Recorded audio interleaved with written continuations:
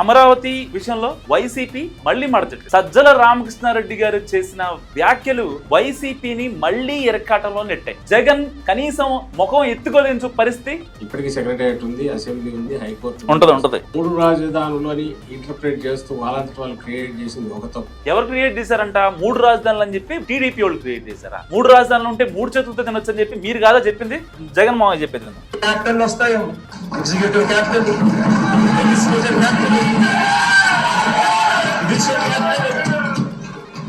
మూడు క్యాప్టెన్లు కూడా రావాల్సిన పరిస్థితి కనిపిస్తా ఉంది అధ్యక్ష. ఈ బిడ్డ ప్రమాణ స్వీకారం చేసేది, ఆ తర్వాత పాలన కొనసాగించేది విశాఖపట్నం నుంచి అని కూడా చెప్పడం. బిడ్డ ప్రమాణ స్వీకారం పక్కన పెట్టేది ముందు రిషికొండ మొత్తం గుండు కొట్టేసి ఆ ప్యాలెస్ వేసి దాదాపు ఒక 1000 కోట్లు పెట్టి దాని మీద వెచ్చించి నెలలలోనే బిల్డింగ్ మొత్తం కట్టేశాను. మన గౌరవం ఏంది, మన వాల్యూ ఏంది, మన క్యారెక్టర్ ఏంది, మన క్రెడిబిలిటీ ఏంది, ప్రతి ఒక్కరూ రాజకీయాల్లో ఉన్నప్పుడు ఆలోచన చేసుకో.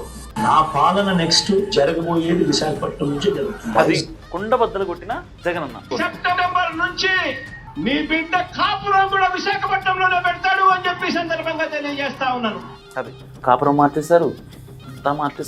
సో ఇప్పుడు వైసీపీ యూటర్న్ తీసుకుంది. యూటర్న్ 4 రోజులు పోతే యూటర్న్ రెడ్డి అంటారా మళ్ళీ.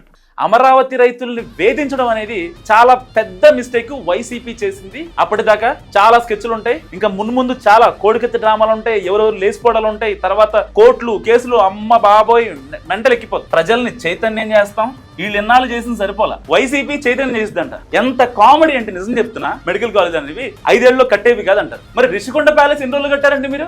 వితిన్ 1 ఇయర్ ఎలక్షన్స్ ముందు సరిగ్గా మళ్ళీ వైసీపీ అధికారంలోకి వస్తే వైజాగ్ నుంచి పరిపాలన చేస్తామని చెప్పి మీరు కట్టలేదా?